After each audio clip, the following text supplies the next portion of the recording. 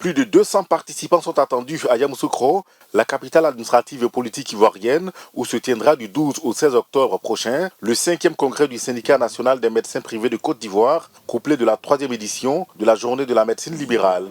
Initialement prévue pour 2019, la rencontre reportée en raison de la pandémie du Covid-19 vise à contribuer au développement des systèmes de santé en Afrique et à redynamiser le secteur de la médecine libérale en Côte d'Ivoire. Un événement que nous connaissons, que nous vivons tous, c'est les réseaux sociaux aujourd'hui et le secteur de la santé. On va avoir des spécialistes qui viendront nous entretenir et nous allons échanger un peu là-dessus. Après, il n'y a pas que cela, il y a le financement du secteur de la santé. Comment développer le secteur de la santé? Il y a des modèles de partenariat public-privé qui existent. Nous allons appeler certains pour venir échanger, porter de leur expérience.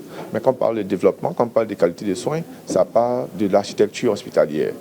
Les structures sanitaires privées contribuent à 40% de l'offre de santé en Côte d'Ivoire, proposent généralement des plateaux techniques de pointe et génèrent des centaines d'emplois dans le pays. Pour le commissaire général de l'événement, le congrès sera en outre une occasion pour présenter les innovations du secteur. De plus en plus en Côte d'Ivoire, il y a des choses que nous ne faisions pas hier, que nous faisons aujourd'hui. J'ai parlé tout à l'heure de la cardiologie interventionnelle qui ne se faisait pas.